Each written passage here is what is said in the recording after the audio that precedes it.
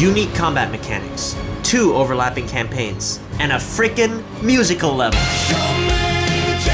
These are just 3 things that make Alan Wake 2 not just a great survival horror game, but also a work of art. Now, there's nothing quite like a story remotely similar to that of Alan Wake. Not in a video game, not in any form of media ever. I'm telling you now, Alan Wake 1 and 2 are underrated masterpieces. Now you must be wondering, right? What is Alan Wake? Who is Alan Wake? Why is Alan Wake? So Alan Wake is a 2010 action-adventure game with horror elements, telling the story of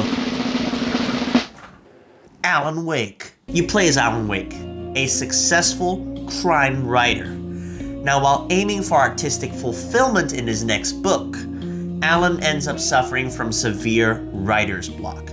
Come on, pencil, make words. And because of this, Alice, Alan's waifu, takes them to the small town of Bright Falls to help Alan with his creative slump. But their plans go awry when Alice goes missing under mysterious circumstances. Naturally, Alan tries to get her back, duh, but odd things start happening to Alan as he undertakes his journey. For one, supernatural monsters called the Taken try to kill him. Now, Alan actually can't hurt these Taken folks unless he shines his flashlight against them. Now, this makes for a very unique gameplay mechanic that I've never seen before, which is the flashlight being used as a weapon to hurt enemies. And in addition to this, you can only do this flashing. Wow. You can only do this flashing a limited number of times because you have a limited number of batteries. This whole gameplay loop actually makes exploring the dark forests a pretty scary experience. I get goosebumps every time I hear the string music that played when the Taken appeared. Now, one other unique feature of the first Alan Wake game was finding manuscript pages.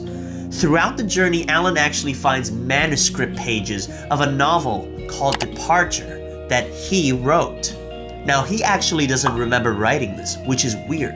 But what's even weirder is that the novel is set in Bright Falls, and the things that are mentioned in the novel start manifesting themselves into reality. And we actually see this happen throughout the game. Rusty kept coughing blood. My eyes were drawn to the twisted shape of his broken leg. The attack had been vicious. Max whined in his cage. Rusty's eyes were wild with fear and terror. He gasped. Mr. Wake, it happened just the way it was on that page. It happened just the way it was on that page. Oh, hell no! This makes for an interactivity that is both haunting and unique. You actually discover fragments of Departure during your gameplay. As you explore Bright Falls, as you explore the environment, you actually get these manuscripts. And a few chapters later, it might come true. Or you could even find manuscripts that describe events that happened in the past. So, as we progress to the end of the story, Alan eventually learns of an entity called the Dark Presence. The Dark Presence was the entity that kidnapped Alice, trapping her in a place called the Dark Place. Now, every piece of art that it touches turns into reality. The Dark Presence actually hypnotized Alan in the beginning of the game into writing Departure in the hopes that the novel would come true and set the Dark Presence free. Now, to fix this, Alan needed to write a new ending for Departure, one that would free Alice, but one that also needed to conform to storytelling boundaries. Alan manages to do just that, at the expense of him being trapped in the Dark Place. Overall, Alan Wake is both gritty and meta. Its story is on par with the modern Hollywood blockbuster. The game is as rich as it is complex. Its parallelisms and symbolisms know no end, and it's the near perfect blend of cinematic experience and gameplay. Unfortunately, an artistic game like Alan Wake didn't actually resonate well with general audiences. Alan Wake only sold a total of 3 million units. In comparison, most Resident Evil games that come out now sell at least 10 million copies. So this actually caused Sam Lake, the game's creative director, to shelve any plans for a sequel due to a lack of interest and funding. The next big game from Remedy won't be Alan Wake 2. These games are huge undertakings and many things need to fall in place. The right partners and the funding. And this was really sad because Alan Wake had such a rich story and it had so much more that it could do. But alas, Alan Wake was trapped in the dark place. It's not a lake. It's an ocean.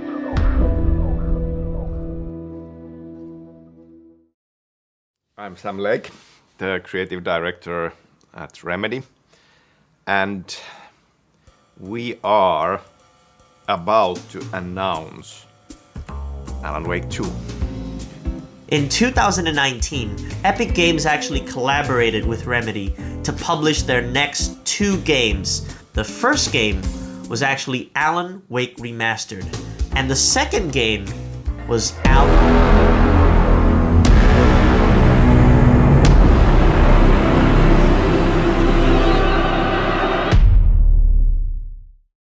In December of 2021, Alan Wake 2 was revealed to the public for a 2023 release date. Now, Remedy actually revealed some details pertaining to the game. First off, the game would be a survival horror game. This actually felt natural and genius, given that Alan is in the dark place and he's spiraling further and further into darkness. Second, you not only play as one character, but you play as 2 main characters. First, you obviously play as Alan Wake. Trapped in the dark place for 13 years, Alan tries to initiate an effort to escape. The dark place is now a dilapidated New York, and along the way, Alan faces forces like Alan's doppelganger Scratch, and other characters who want to escape to the real world. The second character you play as is Saga Anderson. She's actually investigating a series of cult murders in Bright Falls, and upon digging things up further, she discovers that bigger forces, hint hint, Alan Wake, are at play. Now, introducing a new main character to a franchise could be seen as a risky move, given that Alan Wake has a cult following. We all know what happened when Naughty Dog tried to introduce a new character into the Last of Us franchise. And so the same questions pop into mind. Is adding a new main character worth it? And will introducing new main characters ruin the spirit of the original game? Ladies and gents, I actually played Alan Wake 2 with all these thoughts in my mind. And after playing the game, what I experienced can only be described as the most ambitious story and world I have ever seen in a survival horror game. Alan Wake 2 is Alan Wake 1 at its highest potential. It removes all the imperfect elements from Alan Wake 1 and polishes all the things that made the first game great. It is amazing. But more than that, Alan Wake 2 is a unique game. This, I believe, is because of Remedy's unique trickle-down economics. We're gonna follow Remedy's prioritization model from the top to the bottom. Obviously, at the top is... Now, Alan Wake's story is not a joke. It is very complicated. Sam Lake needed to star in an IGN video to explain how the story is. But if you thought that the first Alan Wake game's plot was complex, wait till you see how the second one is. There are way more characters in Alan Wake 2 than in Alan Wake 1.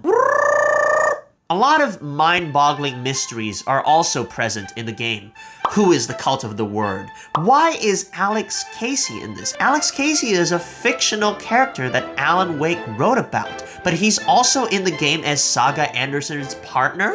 Huh? And why is Sam Lake motion capturing Alex Casey, the character and the fictional character? Why is he also voiced by James McAfee? James McAfee was the guy who voiced Max Payne, another Remedy game, who is also motion captured by Sam Lake. What the hell is going on? Alan Wake 2 is an open can of recursions, dissecting through layer upon layer of story elements. The more you actually dive into it, the more you'll find. Every angle that you take to dissect the story causes many more angles to open. It's like a steak that never gets fully cut. There's always more and more of steak. This game is a never-ending open can of worms. Now, if the story is so complicated, how can we actually understand it and appreciate it more? Now, stay with me here. I'll explain how the game actually makes the story more easy to comprehend. For now, just know that the two story campaigns complement each other well. Saga Anderson's story, for one, is a detective story, one with later personal stakes. Now, Saga Anderson as a character does lean toward Mary Sue at times, but I think it's very, very far from bad. She's not a robot. She's not a character without a personality. She's got personality there. Her involvement feels natural and warranted. It doesn't feel shoehorned in. Saga is well integrated into the Alan Wake franchise. Seeing Saga at work as a detective also makes us feel like a detective as she pieces clues together to form the overarching narrative. Saga, I would say, is the great clarifier for the story. Her campaign is what grounds us, makes us understand what's going on. Now, in the case of Alan Wake, this dude is nuts, bro. His campaign is absolutely surreal. Alan Wake's campaign is a psychological horror story. His descent into madness is further explored as Alan tries to escape the looping dark place. Alan's gritty journey is more symbolic than literal. His campaign is more immersive, but more convoluted. It's much harder to comprehend, but way more rewarding once you understand it. Alan is hence the great confuser for the story. Now, Saga and Alan's campaigns feel like two very distinct experiences, but the two campaigns are actually very well connected as well. It's really fun to map out how the two campaigns are interconnected. It's not going to be two linear interspersed campaigns because Alan Wake's campaign is a loop, and you'll have to figure out how that loop connects with Saga's line. Now, level 2 in Remedy's trickle-down economics is, because Alan Wake's story is so rich and so good, this trickles down to visuals and atmosphere. Remedy actually came in and injected its unique blend of survival horror into the visuals and atmosphere, and they are top-notch and fantastic. Remedy has crafted an overall awesome horror aesthetic. You're looking at a very aesthetic horror game, one in the likes of the recent Resident Evil 4 remake. If Remedy didn't impress you with the world of Alan Wake 1, it'll definitely impress you in Alan Wake 2. Everything looks majestic. The game actually has a very unique look. At several points, it actually integrates live action and animation in a way only Remedy could. For one, in Alan Wake's campaign, you actually transition between live action and animation, like this. Oh my goodness, doesn't that transition feel so great? Oh my goodness! In Saga's campaign, live action scenes and environments are actually superimposed to animated locations. The overall world look and design also looks beautiful in the game. Remedy managed to make Bright Falls look like a very rustic environment. They were going for a natural calm laced with supernatural dread. That combination actually makes things awesome. Even though these places in Bright Falls are supposed to feel calm, the way that Remedy implements fog and darkness and lighting in these scenes makes you feel worried. Is someone going to ambush me? It does feel like something is lurking in the background, ready to attack you. You have places like the carnival, the hospital, the forest in Bright Falls, which feel very creepy. The sound design makes you feel dreadful. But the dark place in New York is amazing. Now, the dark place wasn't the most amazing environment in the original Alan Wake game and its DLCs. The dark place back then was basically just Bright Falls but with a cheap supernatural background. There's no substantial addition that makes the place unique. But in Alan Wake 2, Remedy has greatly improved and put tangibility in the intangible dark place. The dark place has a very unique, distinct look now. Neon colors punctuate the dilapidated New York. Being in the dark place makes you feel abandoned, and there are voices from the shadows that clout Alan Wake. The indoor environments in the dark place are also very, very creepy and horrific. The subway, the hotel, the theater. You will also feel a different kind of dread when you're exploring the dark place as Alan Wake. Now, the best overall look that the game has comes in the scenes where Bright Falls and the dark place intersect. This is when you play as Saga, and during these sections you actually loop through a particular part of the map. And as you keep looping and looping, trying to solve puzzles, trying to progress through that map, you'll feel like you're losing your mind. And the setups that Remedy took to make you feel that losing your mind are crazy. I actually love these sections so much. Now finally, level 3 in Remedy's trickle-down economics is... If I were to describe Alan Wake 2's gameplay, it would be that Alan Wake 2 is a hybrid son of Resident Evil and The Last of Us. Let's focus first on Alan Wake 2's common survival horror mechanics. First, it's not a survival horror game without limited supplies. Alan Wake's inventory system actually follows the older Resident Evil games. So your guns, your ammunition, your batteries actually take up inventory slots.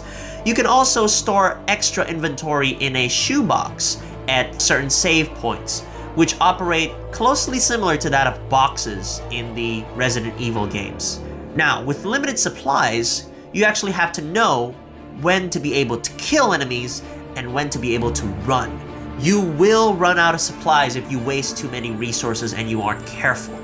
Now, this trait is familiar survival horror territory, and Alan Wake 2's limited supplies mechanic gets major points from me. The second survival horror mechanic that Remedy implements is that exploration brings reward. Now, Alan Wake 2 is a big game, and there are a lot of items in that game that provide you with, number 1, more insight into the game lore, so that's manuscripts, films, radio broadcasts. Those haven't changed, and they really enrich Alan Wake 2's atmosphere. And number 2, more supplies to help you worry less when you're fighting enemies. So there is one exception to this exploration brings reward rule, which I'll get into later in the video. Now let's talk about Alan Wake 2's puzzles. They're pretty hard. A lot of recent survival horror games actually pander to the general audience by making puzzles way too easy. Mama Goo Goo, what's the puzzle solution? Mama Goo Goo. But Alan Wake 2 does not hold back. These are puzzles where you really have to pay attention to the environment and clues to figure out what the answer is. The result is some of the most mind-melting but immensely rewarding puzzles in a survival horror game. Overall, props to you, Remedy, for amazing, difficult puzzles. People love the puzzles, Yaku. Only very smart people can think up good puzzles. Just look around and you will find the answer. Dedicated staff will be rewarded. Now, what can I say about the Taken in the game? They're actually pretty frightening. Their auras actually distort the map, and that's a +1 on experience. Most of them can actually move fast and catch you off guard. So number 1, you'll need to aim good to be good. And number 2, you actually have to pay attention where all the enemies are, or else you'll lose track of where they are. There are also several boss battles in the campaign, which make for some panic, what the hell do I do? type of moments. And those are moments that are very welcome in a survival horror game. Alan Wake 2 will really set you up for these boss fights. They'll build up your fear, and then they throw you a boss. Now, what do I think of the game's jump scares? A lot of people have been calling it cheap, but I think that the jump scares in Alan Wake 2 are actually very purposeful. They're actually very adrenaline-inducing, and they serve to actually warn you that a certain taken is very near to you. You will be conditioned to a lack of ease during Alan Wake 2's jump scares, and you'll be like, whoop! The jump scares just serve to make you feel more adrenaline. What will make you scared will be the atmosphere. Now let's talk about Alan Wake 2's unique gameplay mechanics. This is where Alan Wake 2's story trickles down in very positive ways to Alan Wake 2's gameplay. Obviously, there is the flashlight, which returns in Alan Wake 2 and operates in similar ways to the first game. Now for another unique mechanic. In Alan Wake's campaign, light is able to change environments. Alan Wake has this lamp-like device that looks like something out of Harry Potter that can really change the environment. And it makes for interesting puzzles. Which light do I have to take to change the environment so that I can get from A to B? There's also the writer's room. Alan Wake can actually be in a particular area and write certain stories to change the environments in that area. Now, these make for interesting puzzles. Which story do I have to write to progress from A to B? It functions almost similarly to the light device that he has to be able to change environments. It actually makes Alan Wake's abilities very unique in the dark place. Now, in Saga's campaign, you have this amazing thing called the Mind Place. Saga's detective mind is represented by this Mind Place, which is actually a pause screen. Within this Mind Place, Saga can actually match clues that you've found throughout the game to solve the plethora of mysteries that the game actually throws at you so that you can make sense of the story. That's how Remedy makes you, the player, be able to be more engrossed in the world by a gameplay mechanic that makes you make more sense of the story. That's freaking genius, bro! Genius! Mind you, this is a pause screen. Remedy's focus on world building and story have resulted in one of the more immersive pause screens that I've experienced. Because of Remedy's unique trickle-down economics, naturally some gameplay elements will end up being overlooked and need improvements. For one, Saga's campaign has some optional exploration sections that aren't very engaging.